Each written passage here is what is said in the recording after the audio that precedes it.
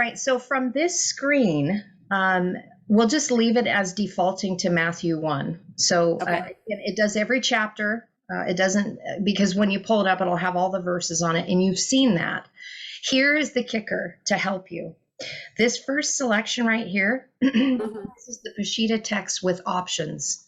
And now you'll probably see this at a smaller, I've just made it larger so I can share it easier on the screen. But what you'll do is you're going to, where it says transliteration, you're going to check the box right in front of Hebrew. Okay. The other thing I do is I check the vowel signs, only because I'm so used to seeing the letters with the vowel points, because the vowel points have a lot of information in there as well, that it throws me off, and the letters look very naked without the vowel points. But that's, my little minutia. So if you're just looking for the letters, you wouldn't need to click that, but I would go ahead and click that. And then the other option is just choosing what you want to look at as your English comparison. So I always do Etheridge's and King James, just because I like Etheridge's is closer to what the Aramaic is saying, and then to see what King James is saying as well. And then I hit load verses. And as soon as I hit load verses, it is going to put everything that I need. And now I have the Aramaic on top. And then I have the transliteration work in Hebrew. And what's beautiful about that is that letter by letter, they are exactly the same. So a cough in Aramaic is the same thing as a cough in Hebrew. They just have a different symbol structure. And it's interesting because, it's very blocky in Hebrew, which is the representation of the divine masculine. And we've got a lot more curves and, artistic expression through the Aramaic, which is the expression of the divine feminine. So that's also why the symbols look different. Okay. The other thing I want to show you, since we're here, because this I think will assist you as well, when you are looking at, let's say you want to look at a specific word and you want to use, I pulled up this Dokrana Analytical Lexicon, and when you're down here, you can type in, as long as you click on the English word, you can click on, I'm just going to put salvation down there, and click on the English word, hit salvation, and what it'll do is it will pull up for you down below the different Aramaic words for that. Now, I know you don't know the Aramaic letters themselves, but when you pull up the root and click on root here, when I pull this, if I do full screen, it is going to show me, first of all, it's going to show me all the different forms of that word. And I know that this is kind of losing you in that because you don't know the fonts, and that's okay. But here is where I find most benefit: show verses.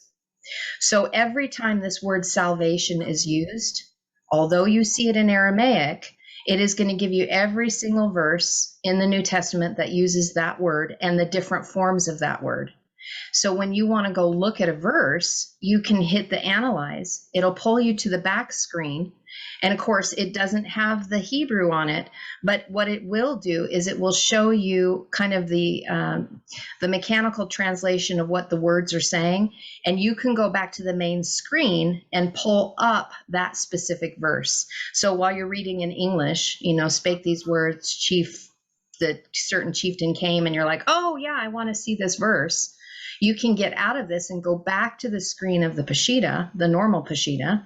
Let's see if I can get us back there. And that's Matthew 9. And you can go into Matthew 9 and then pull up that verse you have all your options already clicked, and you can go and hit load verses. And then it will pull up exactly the verse that you were wanting to look at. Just scroll down, and it will have all that information for you. So it gives you the ability to take a look at when these words are used and how they are used as you're looking at them letter by letter. Does that make sense? So it's a big tool. It's helped me a lot when I'm trying to see how often the word is used, what verses, and if I'm doing things to compare them. Here's something else that you can do when you pull up a verse. Let's just go into Matthew 1:21. When we go into Matthew 1:21, and you are looking at a certain word, so let's put this korah word right here, meaning call, read, and appeal to. If you click on the ID, it's going to pull up another verse. It's going to show you all of these Greek Strongs that it is referencing to. But what you can do, if you go down to this MJ, this is Marcus Jastro's Hebrew. Well, I'll pull it up. I can read it to you. It's the dictionary of the Targum, the Talmud, Bibli, and Yerushalayim, and the Midrashic literature. So this is going to give you an opportunity to take a look at something that is going to help assist you in bringing it into some Hebrew words, at least how the Judaism looks at it.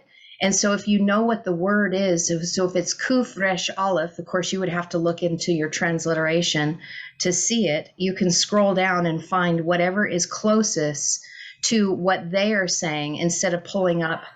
See right here, we have Kuf Resh Aleph to call. This will give you an idea of what's being said in the Hebrew as well, instead of going and jumping over to Strong's or Klein's book of etymology. Does that make sense? Like it's another, it's in the fly moment to try to get a little bit more of a bearing of what Hebrew is saying in the moment. Okay. So anyway, let's pop out of there. And that has helped me a lot. All of these, I haven't played a lot. I've just found what I need to go to do what I need to do. And so MJ is really going to be Marcus Jastro's dictionary will help you so you don't have to go elsewhere.